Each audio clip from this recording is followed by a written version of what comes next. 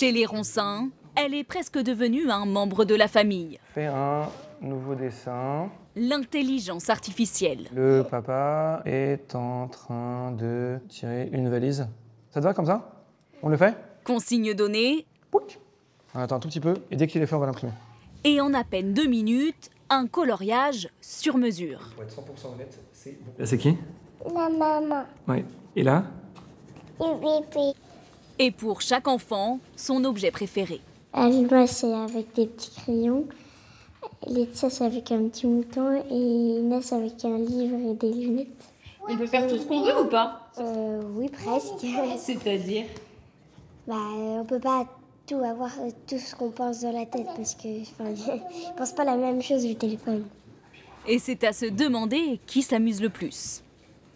Sincèrement, je trouve ça assez marrant, je trouve ça hyper impressionnant et plus amusant que de juste se dire ah bah tiens, je vais faire une recherche dans Google, aller dans je sais pas combien de sites différents et pas trouver ce que je veux et finir un peu frustré.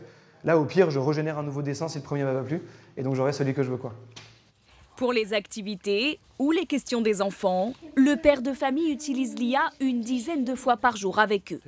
Et cette famille n'est pas la seule. Un papa canard qui se balade avec son fils. Générer des histoires ou des images amusantes grâce à l'IA. Sur les réseaux sociaux, parents et enfants redoublent d'inventivité. L'usage préféré des petits, l'aide aux devoirs. Le soleil brille. Ici, dictée 2.0. Le chat joue avec la balle. Des mineurs qui sont aujourd'hui directement ciblés par les géants de la tech. Google travaille même sur une version de son IA Gemini, exclusivement réservée aux moins de 13 ans. Nos jeunes utilisateurs sont nés avec Internet. Alors que l'IA se généralise, nous sommes persuadés de pouvoir leur proposer des expériences sécurisées, leur permettant d'explorer et de profiter de tous les avantages de cette nouvelle technologie. Alors, outil fantastique ou piège, pour cette pédopsychiatre, l'IA ne doit pas remplacer tout effort intellectuel. Un jeune qui apprend, qui est en situation de difficulté, parce qu'il doit résoudre un problème complexe, il doit faire un résumé, il doit organiser ses idées pour pouvoir les présenter. À ce moment-là, certaines zones vont s'activer dans son cerveau. Et c'est là qu'il devient intelligent. Mais si le jeune utilise l'IA pour tout le temps, certaines zones s'affaiblissent. Au niveau du langage, au niveau de la mémoire, de la créativité, de la résolution de problèmes, donc tout ça se situe dans le lobe frontal, ce serait en effet perdu. Les dangers de l'IA, de plus en plus d'élèves y sont confrontés dès le plus jeune âge. Dans cette classe de 6e, Je vous laisse y aller, en autonomie. plus de la moitié l'utilisent déjà régulièrement. Leçon du jour. Faire absolument confiance à l'IA car elle a toujours raison, donc ça c'est faux.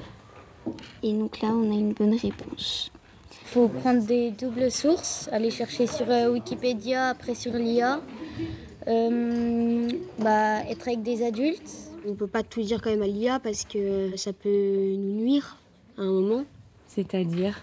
Que en fait tout ce qu'on dit reste dans les datas. Ce professeur d'histoire a créé cette application avec des scientifiques. Leur mot d'ordre: il faut que vous appreniez à résister. Parce que plus vous allez seul à votre âge solliciter ces outils d'IA, etc., malheureusement, plus vous avez de chances parfois de vous faire piéger. Derrière les jeunes qui utilisent l'IA, il y a du temps d'écran, il y a des interactions et derrière, il y a les algorithmes. Ils peuvent aller sur certaines plateformes, mais que derrière cet usage, ils doivent absolument raisonner, se dire qu'est-ce que je suis en train de faire, depuis combien de temps. Les élèves assisteront encore à plusieurs sessions pour finir l'année mieux armés face à l'intelligence artificielle et n'en retenir que le meilleur.